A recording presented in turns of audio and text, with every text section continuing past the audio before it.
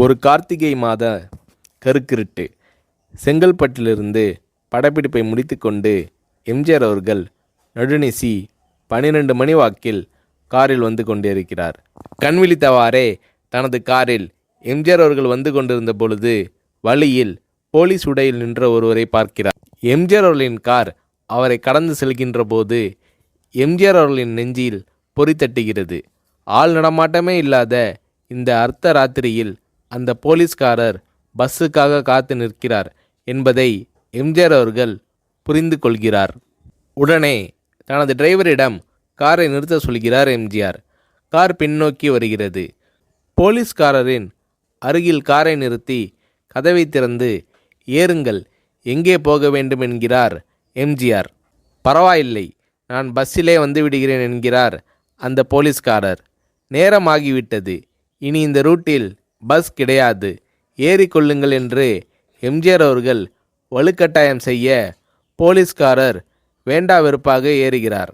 காரின் உள்ளே லைட் போட்டு சாப்பிட்டீங்களா என்று கேட்டுக்கொண்டே தனது சீட்டுக்கு பின்னால் இருந்த பிஸ்கெட் பழங்களை எடுத்து கொடுக்கிறார் எம்ஜிஆர்.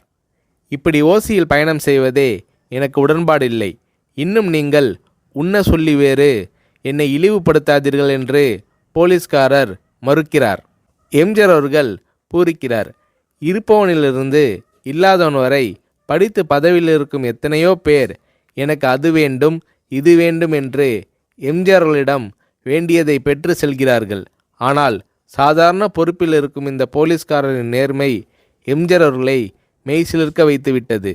எம்ஜிஆர் அவர்களின் கார் கத தூரத்தில் வந்து கொண்டிருந்தாலும் காரின் நிறத்தையும் ஒளியையும் மனம் கமலும் ஓடிக்கான் வாசனையையும் வைத்து இது எம்ஜிஆர் அவர்களின் கார் என்றும் கார் சென்ற தடத்தை தொட்டு வணங்குகின்ற அளவுக்கு புகழுடன் திகழ்ந்த நேரம் அது.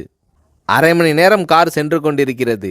ஆனால் அதுவரை எம்ஜிஆர் அவர்களை பற்றி பெரிதாக போற்றி புகழ்ந்து பேசாமல் அந்த போலீஸ்காரர் வந்ததே புரட்சித் தலைவர் எம்ஜிஆர் அவர்களுக்கு அந்த போலீஸ்காரர் மீது மரியாதையை கூடுதலாக்கியது.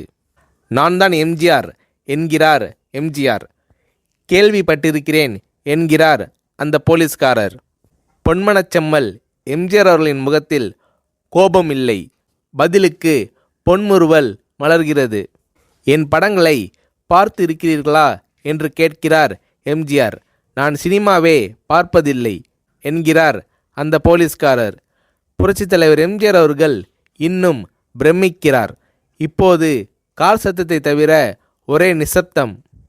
போலீஸ்காரர் தனது வீட்டிற்கு 1/2 கிலோமீட்டர் தூரத்திற்கு முன்பே காரை நிறுத்த சொல்லி இங்கேயே இறங்கிக் கொள்கிறேன் என்கிறார். ஏன், நீங்கள் குறிப்பிட்ட அந்த விலாசம் இன்னும் 1/2 கிலோமீட்டர் தூரம் இருக்கிறதே என்கிறார் எம்ஜிஆர். சாதாரண போலீஸ் உத்தியோகத்தில் இருக்கும் நான் காரில் வந்து இறங்கினால் என் வீட்டிற்கு அருகில் உள்ளவர்கள் என்னை தவறாக நினைத்து கொள்வார்கள். இதுவரை இப்படி நான் யார் காரிலும் ஓசியில் வந்து பழக்கமில்லை.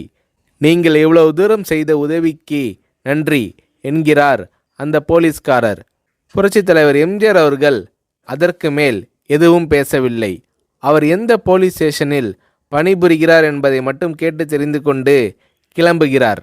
அடுத்த நாள் செங்கல்பட்டு போலீஸ் ஸ்டேஷனுக்கு ஃபோன் செய்து நான் எம்ஜிஆர் பேசுகிறேன் என்கிறார் எம்ஜிஆர்.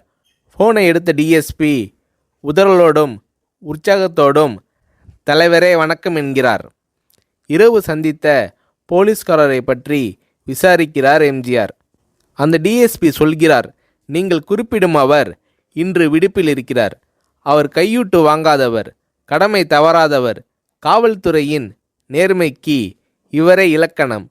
வெற்றிலை பாக்கு, பீடி, சிகரெட் போன்ற போதை வஸ்துக்கள், நாடகம், சினிமா போன்ற பொழுதுபோக்கு அம்சங்களையெல்லாம் இவர் அறியாதவர். கல்யாண வயதில் உள்ள 3 பெண்களையும் கரை சேர்க்க முடியாமல் கஷ்டத்தில் இருக்கிறார் என்கின்ற விபரம் டிஎஸ்பியால் எம்ஜிஆர் அவர்களுக்கு சொல்லப்படுகிறது. அவரை நாளை என் தோட்டத்திற்கு வர சொல்லுங்கள் என்கிறார் எம்ஜிஆர். கேட்டுக்கொண்ட டிஎஸ்பி உங்களோடு ஃபோனில் ஆளுக்கு ஒரு வார்த்தை பேச இன்ஸ்பெக்டர், சப் இன்ஸ்பெக்டர் உட்பட எல்லோரும் ஆசைப்படுகிறார்கள். ஃபோனை அவர்களிடம் கொடுக்கலாமா என்கிறார். எம்ஜிஆர் அவர்கள் கொடுங்கள் என்கிறார். பேசுகிறார். அந்த போலீஸ் ஸ்டேஷனே புண்ணியம் பெற்றதாக மகிழ்ச்சி அடைகிறார்கள் அந்த போலீஸ்காரர்கள்.